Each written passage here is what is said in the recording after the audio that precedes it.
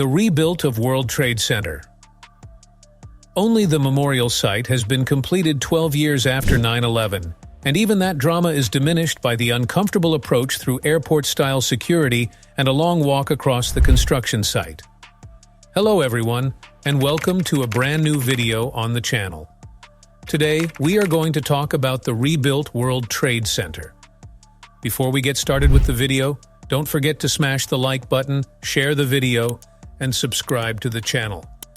Now let's get started.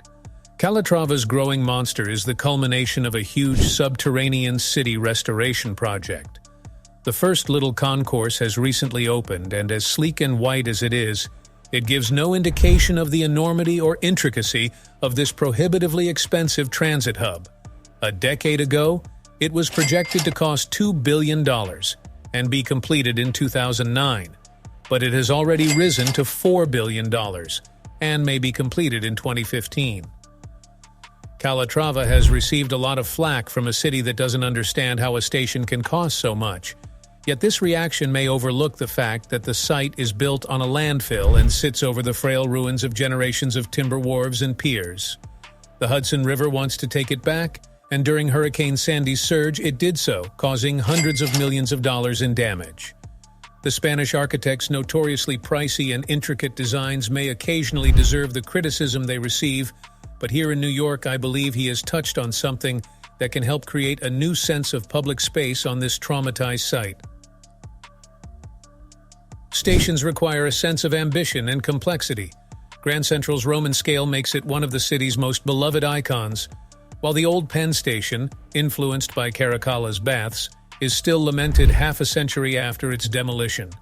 Calatrava's roof, created to mimic dove wings and originally supposed to be mobile, combines Gaudi, sci-fi alien ribcage, and self-indulgent sculpture. However, it also recalls the enormous 19th century iron and glass termini, emphasizing the concourse. More and more is riding on its performance as it becomes evident that the other structures on the site are failing to provide the drama required to offset the filmic tragedy of 9/11. Its dreadful impact burns into our minds. Of course, there are economic, civic, and commemorative imperatives. Calatrava's concourse will serve as the entrance to a massive retail complex that will power the majority of the project. From the earliest heated debates over how Ground Zero should be rebuilt, it was evident that working here, at the West's most emotionally charged construction site, would never be simple. It remains a hole in the center of downtown, but its boundaries and skyline are beginning to take shape, and it is feasible to begin predicting what the slew of decisions made by various organizations and interests will result in. The most visible structure has proven the most disappointing. What was originally known as the Freedom Tower, but is now more often referred to as 1WTC, was intended to be the focal point of Daniel Libeskind's master plan. The architect, who was born in Poland but became a New Yorker, spoke movingly of the Statue of Liberty's impact on him when he arrived in the city by boat as a youngster. His tower was designed to pay honor to the torch-bearing shape, twisting and torquing to a spire, a symbolic 1,176 feet tall, and resembling the beacon held aloft. Architects enjoy movement metaphors, despite architecture's need for stillness, and Libeskind's concept for a cluster of skyscrapers spinning in a vortex was a classic language of architectural restlessness. Larry Silverstein, the site's developer, who had purchased the World Trade Center only a few months before 9/11, thought Libeskind was inexperienced and instead hired his favorite designer, David Childs of corporate powerhouse SOM. The outcome is horrible. Libeskind's concept of an expressionistic spiky tower may have been unfeasible, but it represented an idea. At the end of last year, the new tower passed the Council on Tall Buildings screening process to become the tallest building in the Western Hemisphere, a record formerly held by Chicago's Willis Tower. It made the record with its fictitious spire, the last remnant of Libeskind's idea, originally an allusion to Liberty's torch, but now just an appendage atop a dumb chamfered block.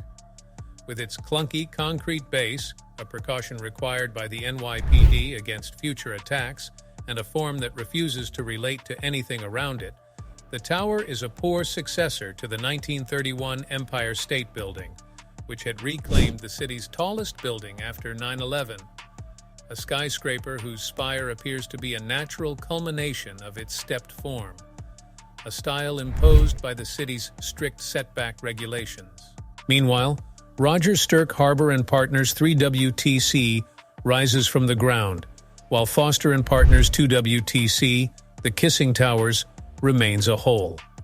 The museum, designed by Norwegian architect Snohetta, appears to be underwhelming and lacks significance. The news isn't all negative.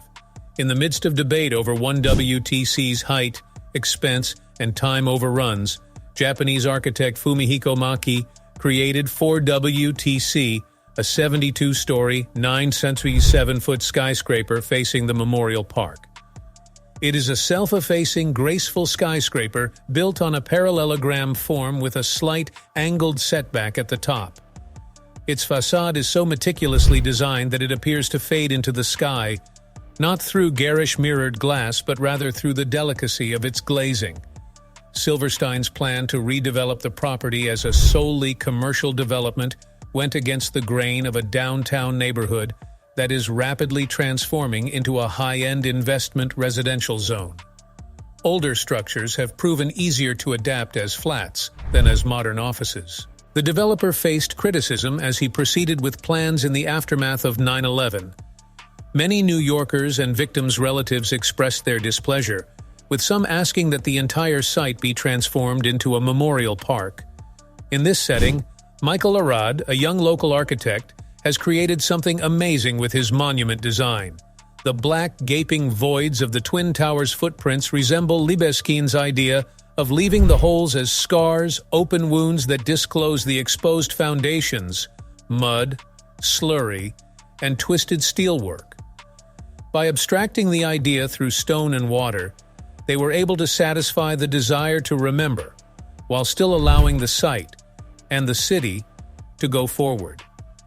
They also believe that the best architecture on the site may be found underneath. That's the end of the video. I hope you liked it. If you did, let me know by giving it a thumbs up, and do not forget to subscribe. Thanks for watching. See you next time.